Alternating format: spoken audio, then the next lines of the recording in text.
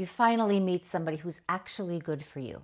They're consistent, they're available, they communicate clearly, they don't play games, they don't disappear, and they don't make you guess where you stand. And so on the surface, they're everything that you've ever wanted. And you feel this in your body. But when you're with them, you feel nothing. No butterflies, no anxiousness, no obsessive thoughts, no highly intensive pull, just calm. And calm can feel like nothing. So you start wondering, is this person boring? Am I boring? You know, maybe there's really no chemistry between us. Maybe, I know that they're good, so maybe somehow I'm broken. And here's the truth that no one really tells you. If you're used to intensity, if you've spent years being attracted to chaos, uncertainty, or emotional unavailability, safe can feel boring. Not because safe is boring, but because your nervous system learned to associate attraction with activation. And when there's no activation, your body doesn't recognize it as attraction at all. So let's talk about what's actually happening and what you can do about it. How can we reframe the story and get more comfortable with being calm and grounded? Here's something that most of us don't understand about attraction. What you think is attraction or feel is attraction is often just your nervous system lighting up around familiar patterns. So let's slow down and break that down. You meet someone who brings uncertainty, somebody who runs hot and cold. They're emotionally unavailable, unpredictable. You don't know where you stand.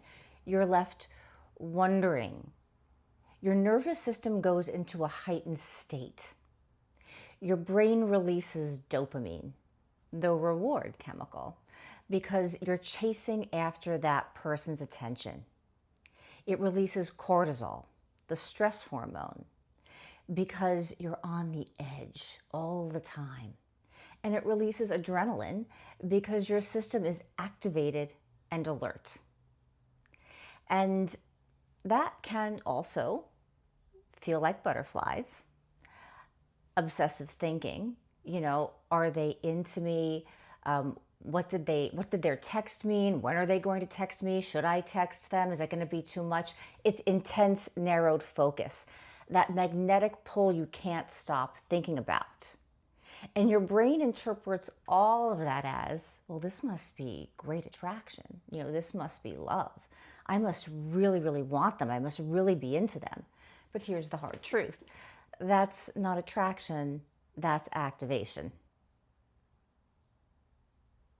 Your nervous system is responding to uncertainty the same way it would respond to a threat. You're not falling in love. You're falling into a state of hyperarousal. And if you grew up in an environment where love was inconsistent, unpredictable, or conditional, where you had to work for attention, read the room, stay alert, you felt that getting someone's love was the reward for doing something, that activated state feels normal. It feels like home. And not because it's healthy, but because it's simply familiar. And we love things that feel familiar, they feel comfortable.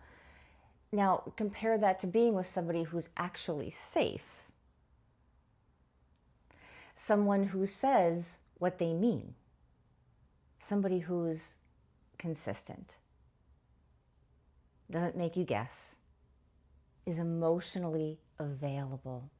Wants to be with you. And shows it clearly, and isn't afraid to move slowly at the pace that's right for both of you to meet you where you are. When you're with them, your nervous system does something different. It relaxes. There's no threat to scan for, no uncertainty to manage, no attention to chase. Cortisol drops, adrenaline drops. Your system simply moves into calm. And if your body isn't used to calm, if it's spent years associating love and physical chemistry with activation, with that nervous system intensity, calm will absolutely feel like nothing. No butterflies, which can actually really be anxiety. No obsessive thoughts, which is actually hypervigilance. No pull, which is often your nervous system trying to resolve an old wound. So your body gets confused. It begins to think, wait, where's the danger? Where's the uncertainty? Where's the unknown? If there's no activation, this can't be attraction. But that's not true. What you're experiencing isn't boredom. You're experiencing true safety. You're experiencing safety on a physical level. And your nervous system just doesn't know what to do with it yet. So, how do you tell the difference between somebody who's genuinely boring and someone who feels safe and unfamiliar to your nervous system? Well, here are a few questions you can ask yourself. First, do you feel calm or do you feel numb? Calm feels like you're at ease around them. You can be yourself. There's no pressure, no performance. You're relaxed, but you're still present and engaged and feel they're engaging back with you. Numb feels like you're disconnected from yourself. You're going through the motions. There's no emotional resonance. You feel shut down, not peaceful, completely left in the dark. If it's calm, that's safety. If it's numb, that might be incompatibility. Or it might just be your system pulling back because closeness feels too vulnerable, and that's okay to be there too. Second, ask yourself, is there truly nothing, or is there just no anxiety? Nothing there feels like you don't enjoy their company, you're not curious about them, conversation feels forced, you don't want to get to know them more deeply, you don't want to be physically intimate with them, not really. Okay? No anxiety feels like you do enjoy their company. You're not on the edge. You're interested, but you're not obsessing.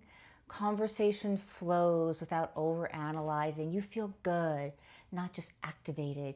You want to explore more with them emotionally and physically. And if there's genuine enjoyment, curiosity, that's traction without activation. And that's so healthy. Third, ask yourself, are you disappointed by who they are or by how you feel? So disappointed by who they are means you don't respect them, you're not attracted to their values, their mind, or their presence, and you kind of wish they were different. Maybe they're good looking, and you want to feel differently about them. Disappointed means they're great, but you don't just feel it. You want to understand more about them deeply. There's nothing frustrating coming up within the interactions. If it's the second one, then this isn't really about them. It's about your nervous system needing to recalibrate. You need to simply reframe and integrate a new story around your nervous system and attraction. Let's gently name a deeper truth. When your nervous system was shaped by your earliest experiences of love, if your family was inconsistent, sometimes warm, sometimes cold, sometimes conditional, you had to earn it, it was unpredictable, you never knew what you were going to get, or emotionally volatile, full of highs and lows, your system learned something very specific early on. Love equals uncertainty. Connection equals activation. If I have to work for it, chase it, or prove myself, then that's real, that's substantial. And now as an adult, your body is still running that program, it's running that story.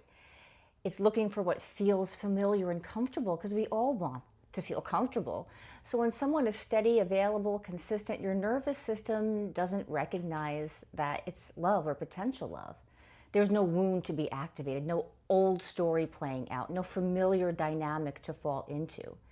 And without that activation, your body says, well, this isn't it. This isn't real. This isn't passion. This isn't love. This isn't romance. But here's what's actually true. Feeling calm with someone isn't a sign they're wrong for you. It's a sign that you're not re-traumatizing yourself in their presence. And if you've spent your life being attracted to people who activate your wounds, of course, safe is going to feel boring because safe feels unfamiliar. And unfamiliar doesn't mean wrong. Sometimes unfamiliar means you're healing. So, what do you actually do with this? What if you've met someone who's good for you, but you don't feel the spark? First, just give it time. Healthy attraction doesn't always hit like a lightning bolt on day one. Slow love. Sometimes it unfolds slowly as trust builds, as your nervous system learns it's safe to soften with a person. Attraction can grow. Not always, but often. And if you're used to instant intensity, a slow burn can feel like nothing at first. But a slow burn can actually turn into a steady flame. Give it 3 to 5 dates. Let your system adjust. See what builds. Second, notice what you're comparing this to.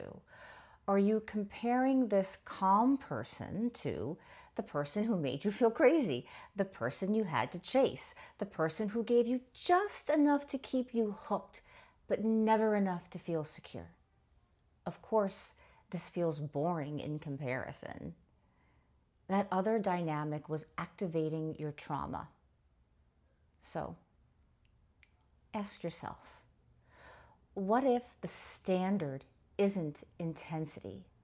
What if the standard is, do I feel good with this person? Do I feel respected? Do I feel safe? Do I enjoy their company? Am I curious about them? What's a better metric than butterflies? Or what you might call butterflies, that's really your anxiety. Third, work with your nervous system. If safe feels boring, your nervous system needs to learn that safe can also feel good. This isn't something you can think your way into. You have to lean into it in your body. You have to integrate it into your body. And that's what somatic work is for. Fourth, be honest about what you're actually feeling. Sometimes someone really isn't right for you, not because they're not safe, but because there simply is no compatibility. And that's okay.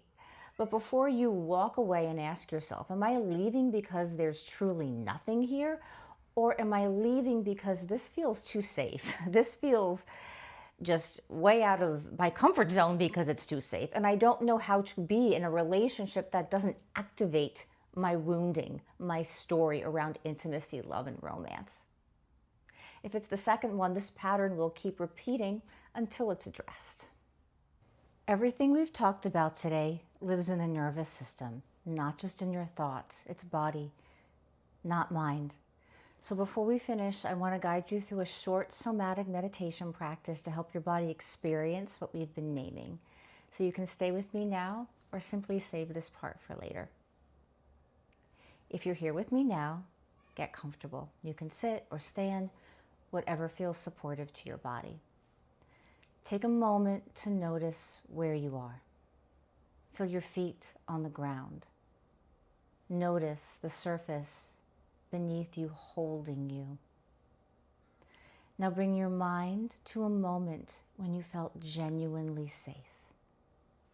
This doesn't have to be romantic. It could be with a friend, a family member, a pet, or even a moment alone in nature. A time when you felt at ease, supported, held. Don't force it. Just let the image, sensation, or feeling arise. As you bring this moment to mind, notice what happens to your body. Maybe your shoulders soften, maybe your breath deepens or slows down. Maybe there's a warmth in your chest, a heart expansion. Just notice. See if you can stay with this sensation for a few breaths. Just breathe into it. Let your body remember, this is what safety feels like. You are safe. Not activation, not intensity, not adrenaline. Just ease. You might notice restlessness or a sense of this is boring. That's okay. That's just your nervous system doing what it learned to do. See if you can stay for a few more breaths here with me. You are safe.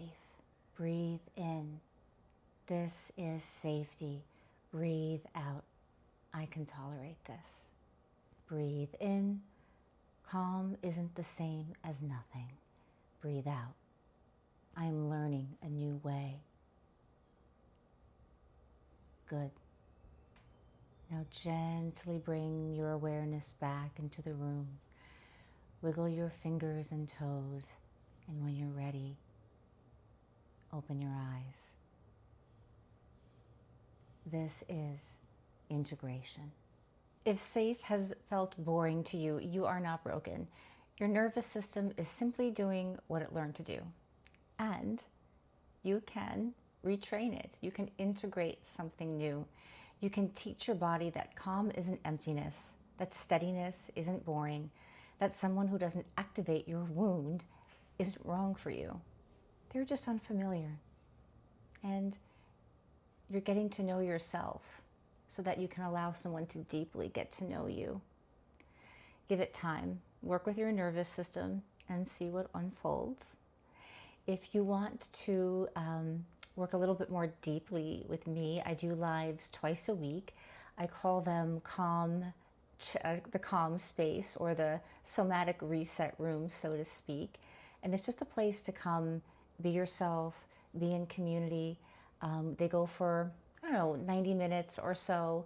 And I'll usually put some structure in there, like I'll recap one of the videos. I'll do a somatic meditation practice. But we also just talk about how we're feeling about these issues, how we're feeling about our lives, our day. I play music in the background. It's just a calm space to come anytime. So if you happen to jump in and we're doing the meditation, that's what you're meant to have there. If you jump in and we're talking about, like, maybe recapping some of this video, that's what you're meant to have. If you want to jump in the whole time and just have us on in the background while you're doing office work, laundry, or just simply giving yourself a moment of chill, you are welcome.